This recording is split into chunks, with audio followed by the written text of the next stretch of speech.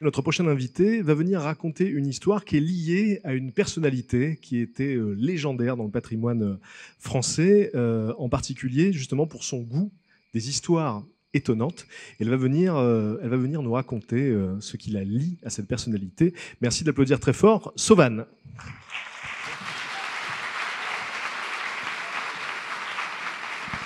Bonsoir, j'ai très peur. Alors, mon histoire que je vais vous raconter ce soir, c'est un conte de Noël qui m'est arrivé. Et en fait, c'est marrant, ce de base, c'est un conte de Noël que j'ai créé et qui a fait un contre Uno contre moi et qui est devenu vraiment un conte de Noël. Alors, ça commence en septembre 2017. Je travaillais chez MTV comme graphiste motion designer. Et en parallèle de mon métier, j'avais ouvert une chaîne YouTube depuis 5 mois environ qui comptabilisait 700 abonnés. Et j'étais proche des 1000, et le palier des 1000, c'est un truc super important quand on démarre sur YouTube, c'est incroyable, c'est comme si on avait 1 million, enfin pour moi c'était pareil. Et du coup, je voulais faire un truc marquant pour le palier des 1000 abonnés. Et là, je réfléchis un peu, je me dis qu'est-ce que je pourrais faire de sympa et de marquant pour ma chaîne. Et je me dis, ce qui serait cool, ce serait de rencontrer toutes les personnes dont j'admire le travail et de faire des petites vidéos avec eux en mode « hey, cool, abonnez-vous, machin truc et tout ». Et je me dis, ah ouais, ça, ce serait bien, mais comment je fais concrètement pour rencontrer ces gens-là? Et comme la vie est bien faite, il se trouve que la même semaine où j'ai eu mon idée, il y a la youtubeuse Natou qui est venue dans les locaux de mon travail pour faire une interview, et j'ai fait, ça, c'est un signe du destin, il faut absolument que je lui demande de faire cette petite vidéo pour mon projet pour les 1000 abonnés. Et le jour J, à la fin de son interview, je vais la voir, je lui demande une vidéo, elle me dit, pas de problème, et tout, on fait ça, et tout, on fait un petit truc de 30 secondes. Et là, pour moi, c'est le début de la fin, parce que je me dis, si elle a dit oui, tout le monde va dire oui. Il ne faut pas chercher les connexions dans ma tête, des fois c'est bizarre. Mais je me dis, c'est fou ça. Mais c'est tellement fou, je devrais demander à Pierre Bellemare.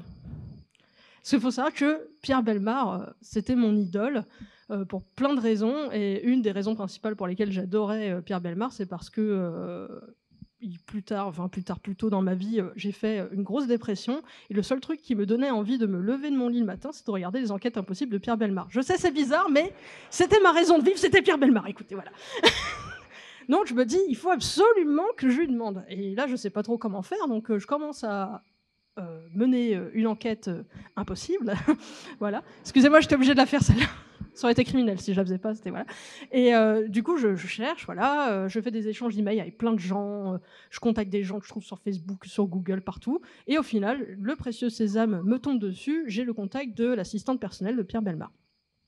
Là, c'est concret. Là, c'est. Je lui envoie donc mon meilleur mail, le plus beau, le plus pro, le plus adulte possible, avec des mots super compliqués dedans, du genre cordialement, voilà, pour faire genre moi très sérieux, et j'attends.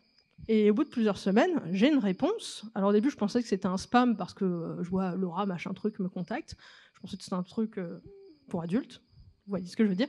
Et j'ouvre le mail parce que je suis quelqu'un de curieux. Et c'est donc Laura, l'assistante personnelle de Pierre Bellemare, qui me répond très gentiment. Bonjour Sauvan, c'est très chouette votre projet. Est-ce que vous avez un dossier à nous donner pour que ça soit un peu plus clair pour Monsieur Bellemare?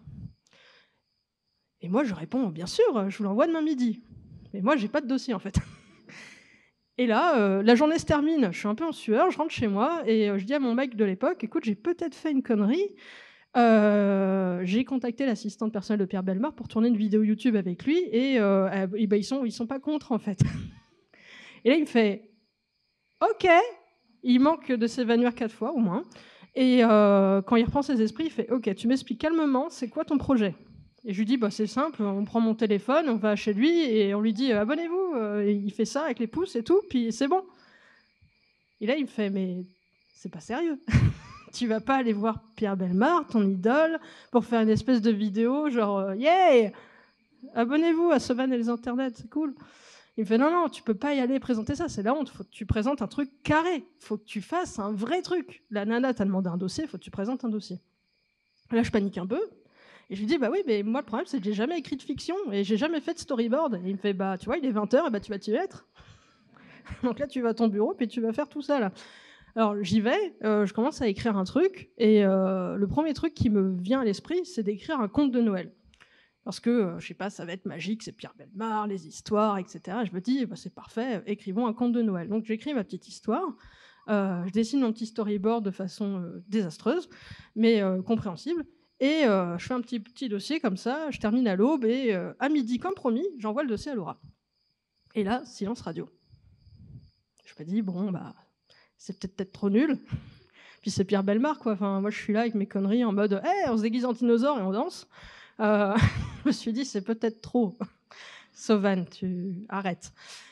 Et en fait, au bout de quelques semaines, je reçois un appel sur mon téléphone. Et au début, je suis un peu suspicieux parce qu'à cette période, j'étais harcelée par un cabinet de voyance en ligne qui n'arrêtait pas de m'appeler. Et là, je me dis, ça y est, c'est encore eux, putain. Mais bon, je me dis, qui ne tente rien n'a rien. Je décroche pour en découdre avec le cabinet de voyance. Et en fait, c'est pas eux. C'est Laura. C'est Laura qui me dit « Bonjour Sauvan, c'est Laura, l'assistante de Monsieur Bellemare. Je vous recontacte parce que j'ai transmis votre dossier du coup à Monsieur Bellemare et il a beaucoup rigolé. » Ah ouais. Et là, je dis « Ah ouais » parce qu'en fait, je me dis soit il a beaucoup rigolé parce qu'il se fout de ma gueule, soit il a beaucoup rigolé parce qu'il a sincèrement rigolé en fait. Donc là, je suis un peu en mode « super alors ». Et elle me dit, bah écoutez, c'est top, vous voulez venir quand? Moi, je dis, pourquoi je viens? Elle fait, bah pour la vidéo. Je fais, ah oui, la vidéo, oui. Chouette, alors, c'est top. Bah écoutez, quand vous voulez. Elle me fait, bah dans 2 semaines, ça vous va? Je fais, oui, c'est bien. Elle fait, bah c'est noté, écoutez, je vous dis à dans 2 semaines et vous allez rencontrer Monsieur Bellemare. Et elle raccroche. Et là, j'ai ce moment de flottement où en fait, les mots résonnent dans ma tête, vous allez rencontrer Monsieur Bellemare. Parce que là, le truc qui partait un peu, vous savez, des fois on a des projets un peu foufous, on fait ouais, je vais faire ça, c'est marrant et tout. Moi, ça devenait vrai en fait avec des vrais gens impliqués. Alors je panique un peu, puis quand j'arrête de paniquer, je vais chercher 2 copines qui sont dans mon bureau et qui adorent aussi Pierre Bellemare, parce que tous les midis on se bafferait devant les enquêtes impossibles. Et je leur dis, les filles, faut que je monte une équipe là, de tournage pour une vidéo YouTube. Alors elles font ouais, super et tout, carrément. Je fais non, mais c'est pour tourner avec Pierre Bellemare. Alors là, elles sont en mode je vais pas faire leur vrai cri parce que sinon les décibels vont exploser, mais en gros c'est la grosse panique quoi. Ça court partout, ça crie, ça agite les mains comme ça. Et je leur dis, bah écoutez, j'ai besoin de vous deux, et je vais demander à un copain qui fait de la vidéo de venir, et à mon ex qui était mon caméraman à l'époque, et on va faire une petite équipe et y aller quoi. Donc on se retrouve là, une petite équipe de 5 à partir dans le Périgord une belle journée de décembre pour aller tourner une vidéo chez Monsieur Bellemare. Donc on fait la route, on arrive en pleine nuit dans la forêt périgordine, enfin je crois que c'est comme ça qu'on dit. Et ça fait très peur, le Périgord, la nuit, parce que, en fait, ça rigole pas trop, les ténèbres, là-bas. Genre, vraiment, la voiture, elle se fait engloutir par la nuit, donc on a l'impression d'être dans un void, mais bref. On a fini par trouver notre Airbnb, qui était un vieux corps de ferme flippant, qui ressemblait à une maison hantée, et on a fait notre première nuit là-bas, au milieu de portraits de famille qui, je suspecte, étaient des portraits mortuaires. Et plusieurs pièces fermées à clé qui ressemblaient à l'histoire de Barbe Bleue, donc ça faisait très peur. On n'a pas très bien dormi, mais c'est pas grave parce que le lendemain on voyait Monsieur Bellemare. Donc on s'est consolé comme ça, et le lendemain matin, la tête très au fond de nos postérieurs, on prend la voiture et on rentre les coordonnées en GPS et on roule. Et on commence à arriver dangereusement près de la destination. Donc le silence de mort de l'habitacle se fait de plus en plus pesant, vous voyez. Et là, quand on tourne comme ça dans un petit virage, on voit un château. Et là, dans notre tête, c'est Monsieur Bellemare, il habite dans un château. Donc, on se met à hurler, parce que c'est la seule réaction logique que tu peux avoir dans ce cas-là. On hurle comme des gorées qu'on égorge, et en fait, très rapidement, on se rend compte qu'il habite pas là du tout. C'était juste un beau château du Périgord. D'ailleurs, je vous recommande d'y aller. C'est très beau, il y a plein de beaux châteaux. Et on reprend nos esprits 2 minutes, on souffle, et on se dit, ok, on regarde bien l'adresse, voilà, c'est ce chemin, comme ci, comme ça, tu passes à travers du bois cassé, machin, et on trouve la bonne adresse, et là, on arrive en voiture, on arrive sur un petit chemin tout mignon, où il y a des ânes sur les côtés, il y a des biquettes, il y a des pans. Voilà, c'est beau, et au bout, il y a une petite maison. Et là, on se dit, ouais, c'est là. Et il y a une petite dame qui sort, qui arrive comme ça, et qui nous fait des grands coucous. Vous savez, un peu comme quand on va chez mamie et qu'elle nous voit arriver. Et c'est Laura, l'assistante personnelle de Pierre Bellemare, qui est là, qui nous accueille très chaleureusement. Et nous, on est là, on a une tête de mort, quoi. On rigole pas, on a trop peur en vrai. C'est affreux et très cool. Et elle nous dit bienvenue. Écoutez, Monsieur Bellemare, il est en train de finir de manger, donc en attendant, je vais vous installer dans son annexe et vous allez installer votre matériel et prendre le temps de souffler 2 minutes parce que là, vu vos gueules, ça va pas quoi. On dit oui, madame.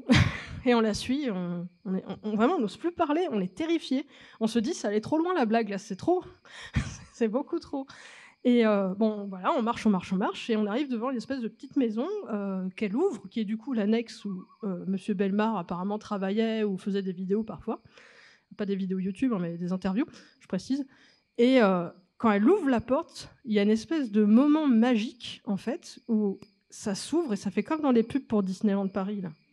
Genre, tout d'un coup, on découvre une pièce avec des grands meubles en bois, super beau, super vieux, plein de livres dedans. Il y a un cheval en bois au milieu de la pièce qui vient d'un vieux carrousel. Il y a des maquettes de bateaux. Et là, on est tous sans voix parce que cet espace dans lequel on rentre, on a l'impression de rentrer dans le palais mental de Pierre Bellemare, en fait. Et c'est super imposant. Et on rentre là-dedans, on est très intimidés. On ose à peine se déplacer dans l'espace, on installe notre matériel. Et on attend l'heure fatidique. Et pendant que chacun s'occupe à sa tâche de façon très concentrée, on s'ignorait en fait, parce que je pense que si on s'était croisé les regards, on aurait compris que c'était un peu trop concret là. Là, tout d'un coup, la script dit « Oh punaise, Pierre Bellemare !» Et comme c'est moi le réalisateur, j'ai le caméraman, il m'attrape, et il me propulse hors de la porte-fenêtre.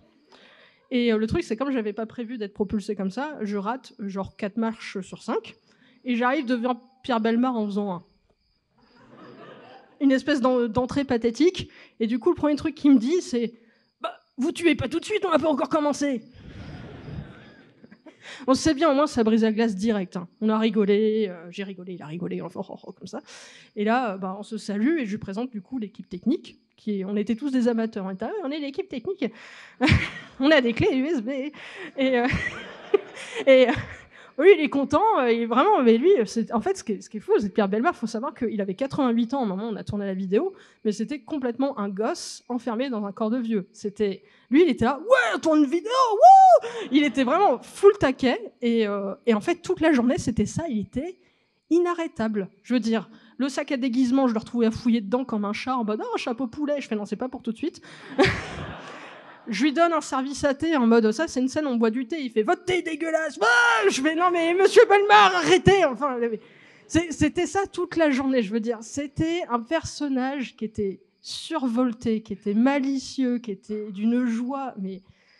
C'est fou parce que quand on voit Pierre Bellemare qui parle de tous les crimes les plus affreux de la Terre, on se dit ouais, le gars il doit être sinistre, et en vrai c'est un grand gamin.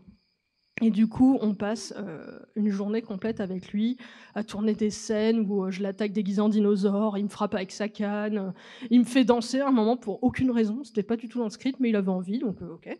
Quoi d'autre? Il nous a lu des enquêtes impossibles, il nous a lu un petit livre comme ça, on s'est tous mis en tailleur autour de lui, comme quand on est en maternelle et que c'est l'heure de, vous savez, la sieste, on écoute les histoires. Et pour nous, c'était vraiment, mais c'était la fête toute la journée. Et d'ailleurs, je lui ai prêté un pull de Noël qu'il voulait garder, sa femme était contre, parce que le pull était très moche. Mais bref, ça c'est une autre histoire encore.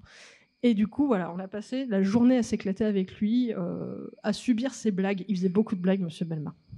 Il a essayé de m'enfermer dans un coffre en bois pour rire, c'était pas drôle. Et après, du coup, 5 heures de tournage, c'est la fin, et c'est l'heure on coupe, couper les moteurs, enfin, il n'y a pas de moteur, mais couper les caméras, et on remballe tout, et pendant qu'on remballe, il est tellement encore dans ce mood jovial et festif qu'il nous chante des chansons de son CD qui venait de sortir, une par une. Moi, il me tient la main, il me chante des chansons comme ça. J'essaie de ranger les scripts, je fais oui, là. Mais on n'arrive pas à lui dire non, parce que c'est génial, en fait. Et du coup, voilà, c'est la fin de la journée. Il faut partir, c'est affreux. On n'a pas envie de partir, il n'a pas envie qu'on parte, on passe tous un super moment. Mais on part. Et on repart dans la maison hantée du Périgord.